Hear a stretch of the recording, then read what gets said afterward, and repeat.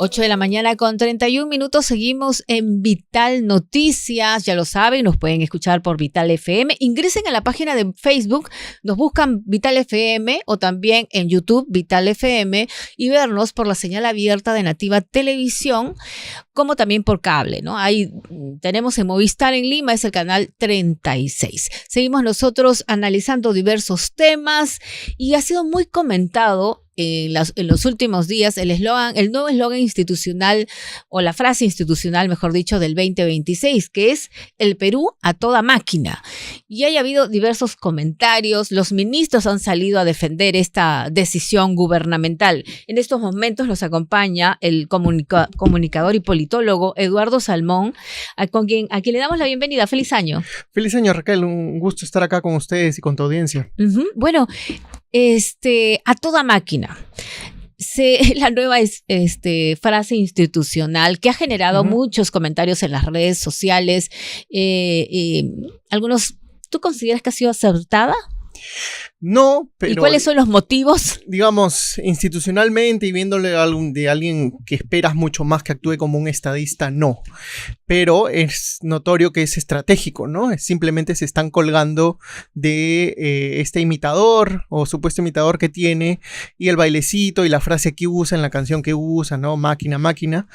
Entonces es una estrategia para colgarse de eso, ¿no? Para desviar la atención. Está pensado para desviar la atención y que creo que lo han logrado, ¿no? Es decir, que la opinión pública no se centre en recordar que tiene una acusación por violación, ¿no? Que además ha sido archivada por Tomás Gálvez Saladino, fue lo primero que hizo al retornar al Ministerio Público, que tiene también por peculado, que tiene aparentemente enriquecimiento ilícito, ¿no? También, o en todo caso que superó muy rápidamente sus finanzas, digamos, a más del doble una vez que fue congresista, ¿no? Entonces tiene muchas cosas por responder, pero estas acciones desvían la atención, ¿no? De todo ello.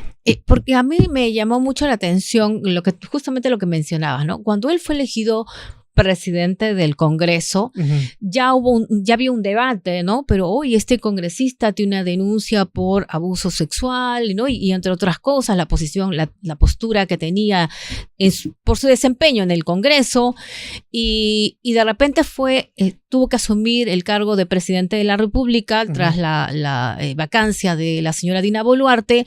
Sin embargo, la aprobación que tiene, bueno, y hasta ahora fue considerable inmediatamente. Entonces a muchos nos llamó la atención, ¿qué es esto? Un periodista destacado incluso puso en duda la credibilidad de las encuestas que le daban una aprobación alta, pero esto se ha mantenido y lo hemos visto en las redes sociales, TikTok, y ellos mismos reconocen que utilizaron esta frase a raíz de este joven que lo imita en las redes sociales. ¿Por qué se ha mantenido la aprobación del presidente Gerí? Yo no digo que se ha mantenido. De hecho, la última encuesta muestra que está decreciendo un poco, que es lo que espera. Va a ir decayendo conforme pase el tiempo, ¿no? Lo que sí, el efecto inicial, las primeras encuestas, notaron que era más alto de lo que se esperaba, ¿no? Es decir, tú compites, digamos que el parangón con el cual tenía la competencia, digamos, la valla era muy baja, ¿no? Demasiado baja, ¿no? Histórica, de hecho mundial, ¿no? Es decir, alguien con niveles de aprobación de 2%, como era Dina Boluarte, digamos, incluso donde el margen de error podría haber sido superior, o sea, quizás hasta debía aprobación, digamos, era evidente que cualquiera iba a tener mayor aprobación. Ya de por sí ibas a ser más del 100% cualquier persona, ¿no?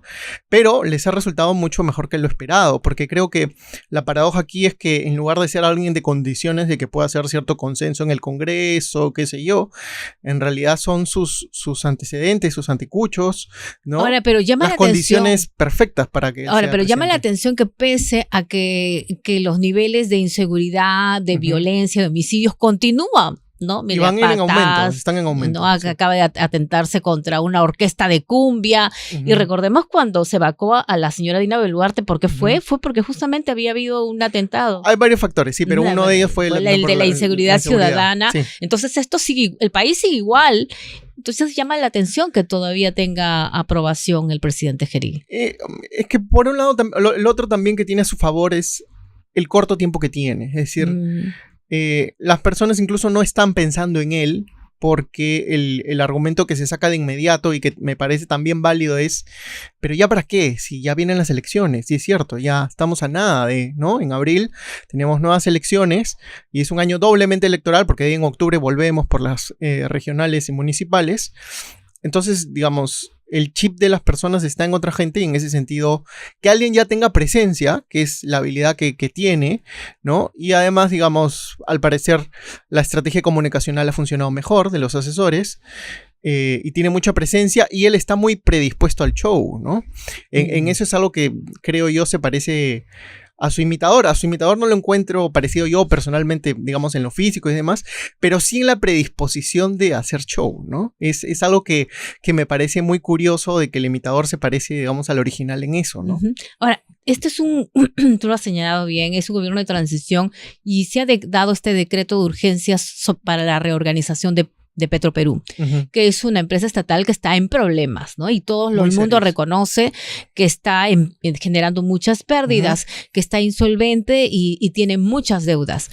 Algunos hablaban de que era ya, no, empieza la privatización y los que se oponen, obviamente, comenzaron a especular, ahora van a subir los precios de los combustibles, se va a despedir un montón de gente, pero ya ha salido el Premier y la ministra de Economía, no, sí, efectivamente, va a estar a cargo de Proinversión, pero no va a perder el control estatal. Lo que pasa es que definitivamente se tiene que seguir con la cadena de pagos, entre otros argumentos. Pero hay quienes señalan que este decreto que se ha dado, según ellos, de un momento a otro, no debe haberse dado en este gobierno que está de transición, que se debía esperar el próximo gobierno que se va a elegir en abril. ¿Cuál es tu comentario?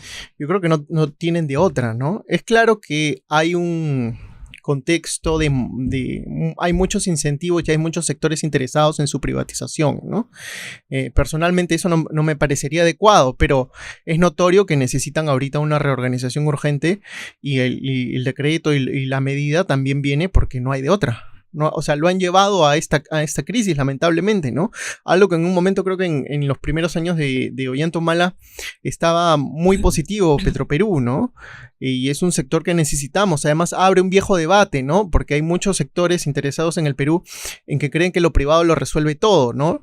Y no se dan la capacidad de pensar de que también deberíamos tener empresas estatales eficientes. Claro que eso es un problema en el Perú porque muchos se prestan a la politización, ¿no? Como es el caso de Petroperú, ¿no?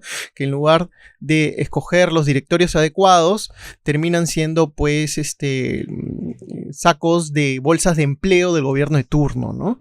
Lo cual no se debe permitir, ¿no? Pero es, como muchos dicen, es un sector estratégico, ¿no? Petroperú finalmente, si bien, digamos, no... Pero manejado mal, ¿por quién?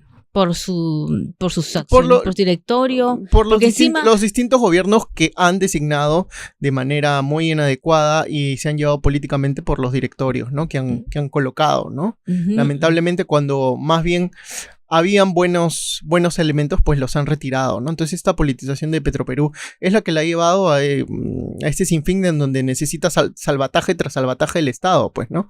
Y eso es algo que no debería ¿Pero hacerse, consideras, ¿no?, que debería privatizarse? No, pero digamos, creo que va camino a eso, ¿no? O sea, yo creo que lo están arrinconando en esa medida, ¿no? Y en la medida que sigan, digamos, usándolo como bolsa de empleo y no den margen de maniobra a personas independientes, técnicas en los directorios, pues creo que ese camino va, lamentablemente, ¿no? ¿Y ¿sí estás de acuerdo que este gobierno haya dado este decreto de urgencia o se debió esperar el próximo gobierno? Creo que no tienen de otra, porque si no va a seguir, ¿no? Ellos han señalado que no, el Premier y la ministra han señalado que no van a afectar los derechos de los trabajadores, pero ellos han hablado de gollerías y que definitivamente se va a comprar la liquidación de un personal, de un grupo de trabajadores de la empresa estatal. El problema es que el gobierno no tiene credibilidad, pues, ¿no? Es porque, digamos, así como su política supuestamente de austeridad, y mira todas las medidas que están haciendo, que están rompiendo el déficit fiscal más y más, ¿no? Entonces, ese es un problema, pues el gobierno no tiene legitimidad y fuerza, digamos, para hacer nada de gestión en ningún ámbito, ¿no? Y eso incluía lo de Petroperú, ¿no? Ahora, esta campaña, ¿cómo la ves? porque todavía se están aceptando poco a poco algunas fórmulas presidenciales, las que pasan el primer filtro, pero tenemos que algunos sí tienen problemas. Por ejemplo, primero la gente ha tenido problemas ahí con la inscripción, que no podían hacer la firma digital y van a tener que apelar y pagar una buena cantidad de dinero. Pero ¿cómo vas a...?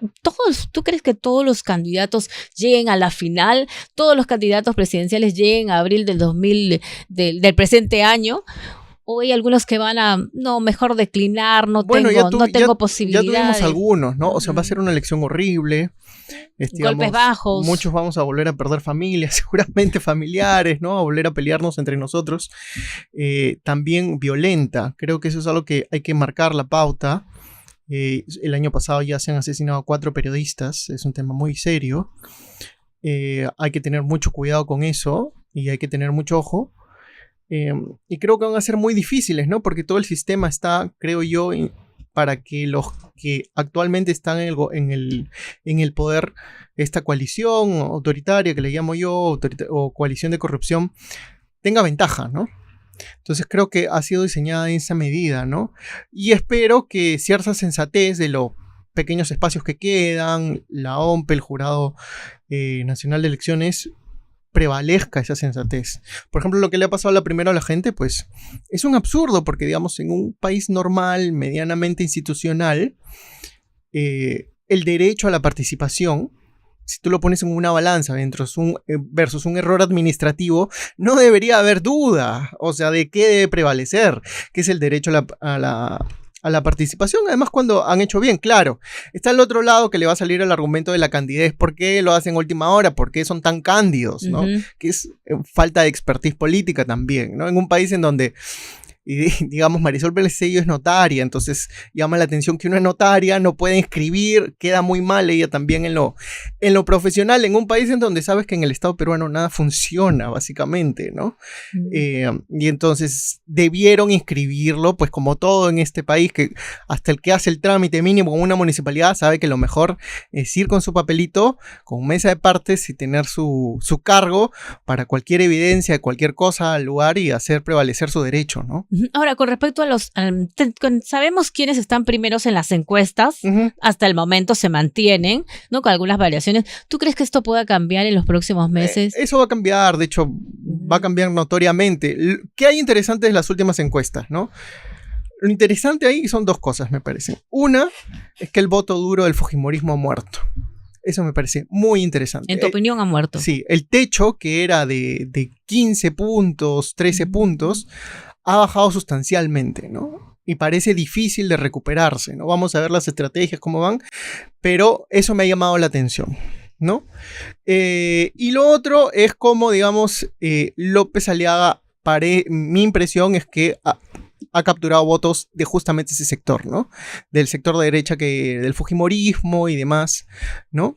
Pero salvo eso, me parece que todos son pigmeos, ¿no? Y que incluso las encuestas son un ejercicio interesante, pero no son tan útiles en este momento, ¿no? En donde todavía, digamos, lo notorio es que la mayoría está indeciso o la mayoría repele a la mayoría de candidatos y no tienen todavía por quién votar, están buscando candidatos o todavía no están tan metidos en la campaña y tan informados, porque además, dicho sea de paso, todavía no están finalmente inscritos las planchas presidenciales y los senadores. Más aún, este ejercicio de las encuestas presidenciales me parece menos útil en este momento en donde todo el sistema está cambiando. Vamos a votar por Cámara de Senadores y Diputados, y el ojo debería estar, incluso de la prensa, y esto lo he dicho en otros medios también, debería estar en el Senado, porque se han construido y se ha diseñado un super Senado. Entonces, el presidente, lamentablemente, si bien debería y va a volver, creo, en algún momento a reconstruirse el presidencialismo en el Perú ha muerto, ¿no? Tenemos ahora, digamos, un sistema de facto parlamentario y, como algunos colegas han señalado, como Pablo Sosa, un parlamentarismo autoritario, ¿no? Que va a prevalecer y va a estar mucho más marcado. Entonces, el presidente es algo decorativo, ¿no? Y más bien vamos a tener una figura presidencial que va a tener 2 opciones, o pelear o allanarse y hacer este tipo de escenitas de presencia como el actual presidente, ¿no? Porque la otra opción, y lo más probable que vaya a pasar, es que el próximo presidente sea vacado, ¿no? ¿Y las izquierdas? ¿Cómo están las izquierdas? Tenemos poca representación y están ofreciendo, una de sus propuestas es el indulto de Pedro Castillo. Están proponiendo eso, ¿no? Como oferta electoral. Ese es un tema, independientemente de las izquierdas, yo creo que va a ser como decimos los politólogos, como si fuera un clivaje, es mi apreciación. Es decir, va a ser un tema central ver a quién indulta, porque otro tema interesante de las encuestas, de las pasadas hasta ahora, es que la representación está fuera de los quienes pueden ser candidatos. Martín Vizcarra y Pedro Castillo, nos gusten o no, los consideramos corruptos o no, independientemente de nuestra consideración y de la realidad también, para la mayoría representan, realmente son los únicos dos actores políticos que tienen representación nacional. Y sumados llegan a poco más del 50%. Entonces todos los candidatos van a estar, eso va a ser otro speech y va a ser un parteaguas, ¿no? Por eso digo como clivaje. Es decir, ¿a quién van a indultar, no?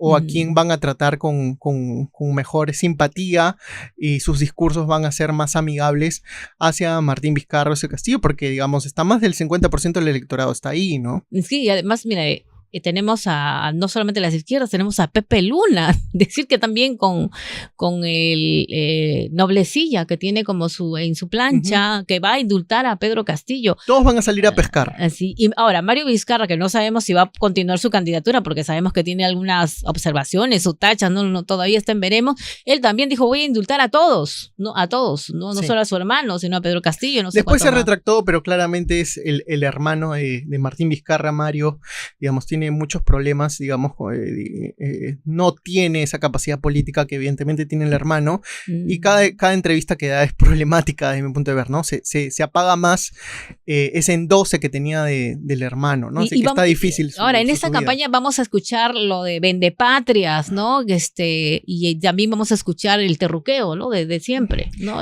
Lamentablemente sí, el mundo está tendiendo a la polarización y esos dos discursos están muy presentes aquí y allá, ¿no? Vemos a Donald Trump también terruqueando y diciendo embarcaciones son narcoterroristas sin prueba alguna, y digamos, estamos en ese camino en todo el mundo, lamentablemente, ¿no? Bien, muchísimas gracias al comunicador y politólogo Eduardo Salmón por estos comentarios, por habernos acompañado. Bueno, vamos a ver cómo van las cosas.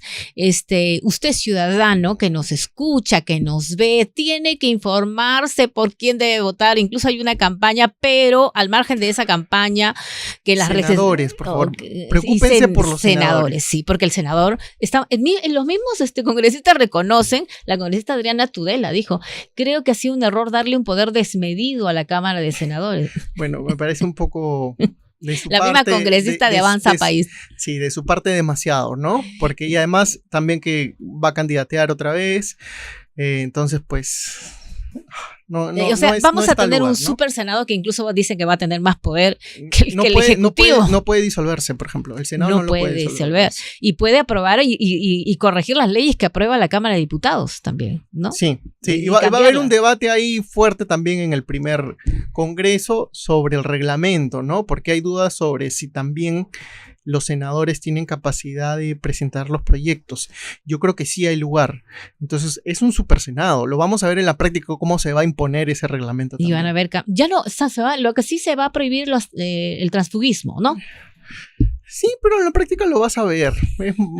Y es más, eso también es otro sine qua non de los últimos congresos también, ¿no? Bancadas que entren, no son, el número que sale va a ser multiplicado, o sea, es decir, se dividen. Se supone, ¿no?, que el reglamento lo va a impedir. Por favor, infórmese, ciudadano, piense bien por quién va a votar, y de preferencia, bueno, el candidato y su bancada, ¿no? El candidato y sus mismos. En teoría sí, porque digamos debería ser para diputados y senadores. Algo que, digamos, un problema de nuestra inestabilidad es que el presidente no llega con una bancada suficiente representativa, y eso es lo que lo hace caer casi siempre. Claro, y pierde. Si no tiene una buena bancada, una gran cantidad de congresistas, ya fue ese presidente o presidenta. Muchas gracias, Eduardo Salmón. Tenemos que hacer una breve pausa. Volvemos. Gracias.